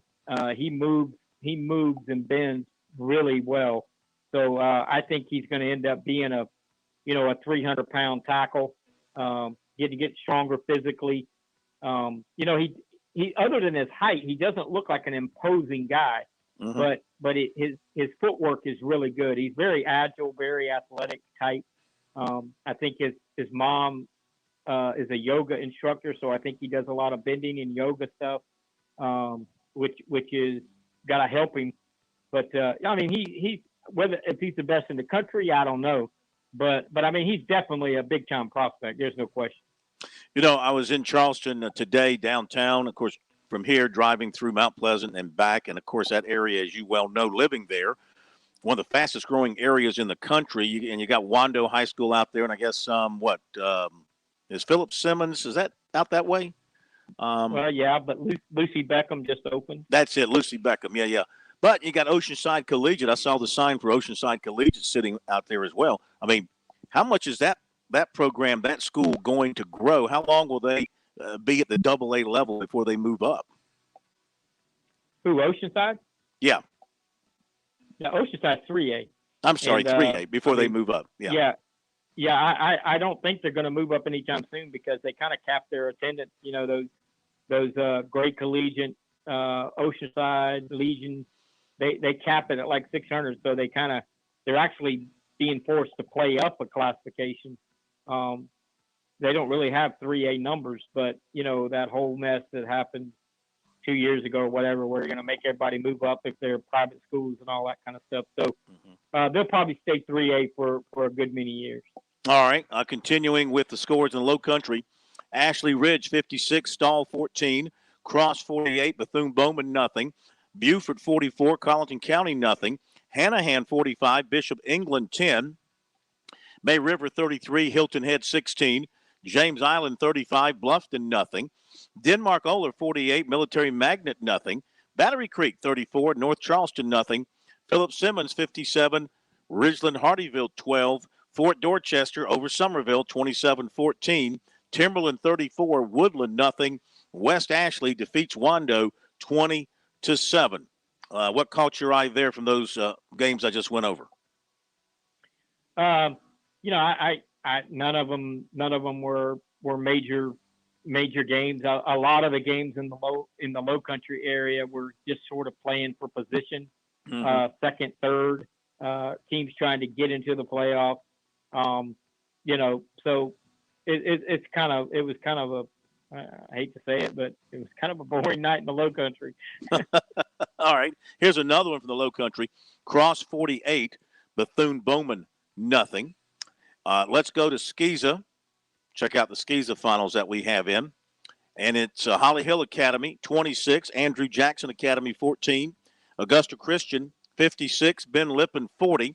Clarendon Hall, 58. Conway Christian, 6. Colleton Prep, 14. St. John's Christian, 7. Dorchester Academy, 32. Bethesda Academy, 6. It was Lawrence Academy, 66. Newberry Academy, 54. Pinewood Prep, 61. Northwood Academy, 6. Patrick Henry, 46. Faith Christian, 26. PD Academy, 42. Carolina Academy, nothing. Porter-Gaud, 20. First Baptist, 14.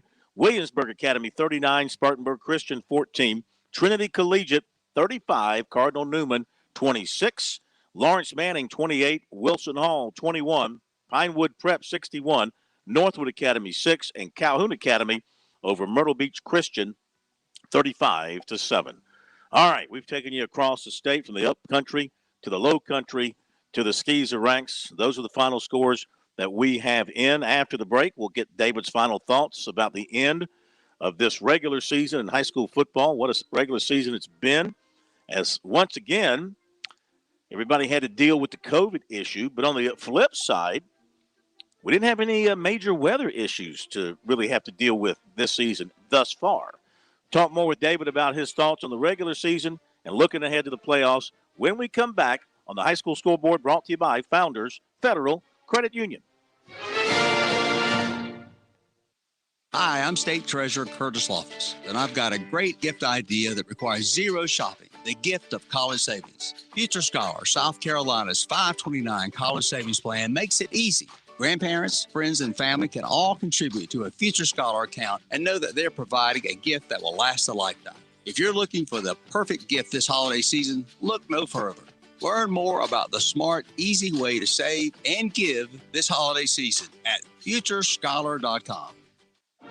Hi, this is Phil Kornblut, and for me, high school football Friday nights in the Palmetto State are electric. And I want to know how all the teams in the state are doing. For that, I turn to scfootballstats.com. I've used scfootballstats.com for years as a resource, so I have all the scores and schedules right at my fingertips. And so can you. Never hunt for scores, standings, or rankings again. scfootballstats.com delivers weekly updates right to your inbox. Everything from your favorite teams, including Skeeza, all in one place. Fan subscriptions are just $25 for a full season of access. Head over to scfootballstats.com right now for a free trial. That's scfootballstats.com.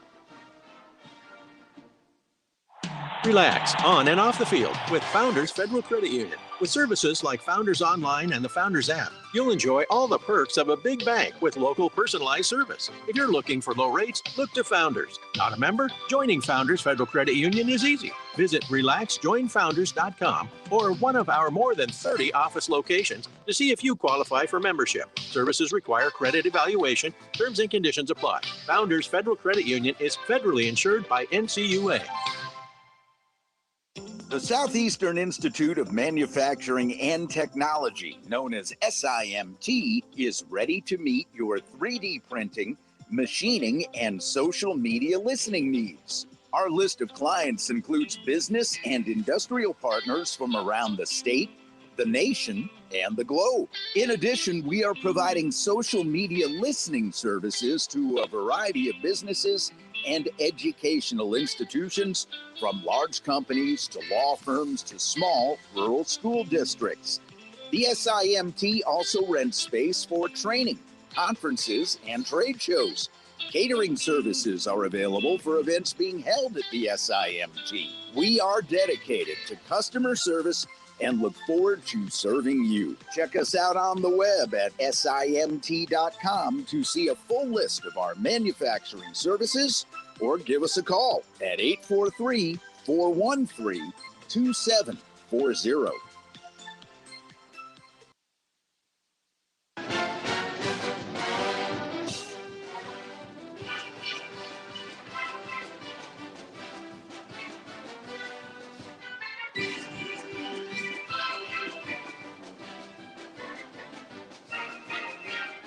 Okay, back for the final minutes tonight on the high school football scoreboard, brought to you by Founders Federal Credit Union. Phil Kornblut, David Shelton, and Pat Daniel. Final 5 minutes to go tonight. So, David, we've wrapped up. I had a couple of quick scores to drop in that I just located. Thomas Hayward defeated Greenwood Christian 53-7. And in a game that was played last night, Southside Christian, big over Ware Shoals, 47-6. So, David, we've wrapped up the regular season. Believe it or not, again, when we started, some said, like last year, wouldn't make it through it. But you know what? Credit the coaches and the players and the trainers and the principals and the leagues, high school Skeeza, for getting it done once again. And now we're heading into the playoffs. Pretty amazing, I think, that with all the postponements and cancellations and all that, we still had a relatively calm regular season, and now we move on to the playoffs with everybody looking pretty good from a health standpoint. Yeah, I mean, I think I still am hearing of issues with COVID, but the difference between now and September is that when the games started counting and mattering, they started playing the games even though they weren't at full strength.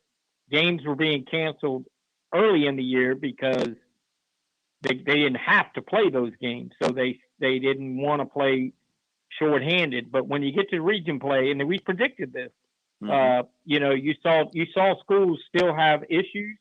I talked to someone today that said they had 4 players out, but they play in the games because they know that if they want to be in the playoffs, they got to play these region games. So they just played with JV kids or shorthanded or whatever.